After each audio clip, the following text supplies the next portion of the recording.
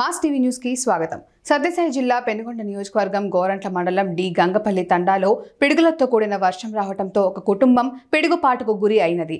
భార్య, భర్త, పశువులు 2 మరణించాయి. ఒకరికి గాయాలు అయినాయి. విషయం తెలుసుకున్న రాష్ట్ర బీసీ సంక్షేమ శాఖ మంత్రి వెంటనే వారి కుటుంబాన్ని పరామర్శించడానికి ఆ గ్రామానికి వెళ్లారు.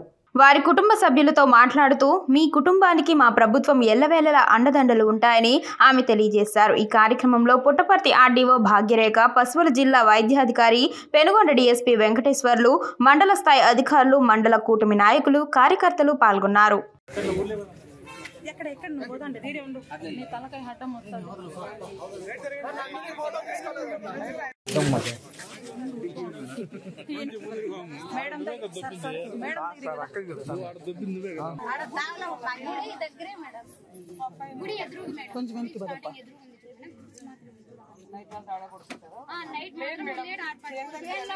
మార్నింగ్ వచ్చేటప్పుడు ఆవును పట్టుకొని వస్తారు ఇంటికి. ఆ టైంలో వాళ్ళు పాలు పిండేకి వచ్చినారు మేడం.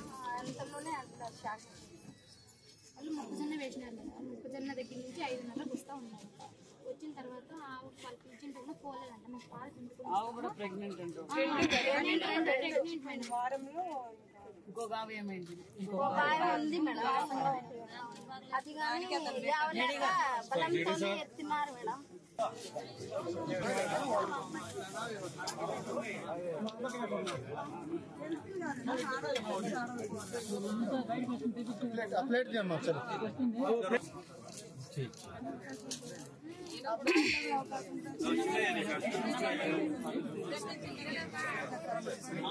ప్రకృతి విపత్తులో చిక్కుపడి గంగంపల్లి తండా భార్యాభర్తలు ఇద్దరు చెడిపోవడం నిజంగా చాలా బాధాకరం. వెంటనే నాకు కూడా విషయం తెలిసింది. ఏమంటే వెంటనే సోదరులు సంతోష్ అవేర్నెస్తో వాళ్ళ అబ్బాయి జగదీష్ నాయక్ గారు ఇమ్మీడియట్గా హాస్పిటల్ తీసుకుపోవడము, అక్కడ కలెక్టర్ గారు, మరి ఆర్డీఓ గారు, మరి డిపార్ట్మెంట్ అందరూ సహకరించి ఇమ్మీడియట్గా హాస్పిటల్ తీసుకొచ్చి అబ్బాయిని రికవర్ చేశాం.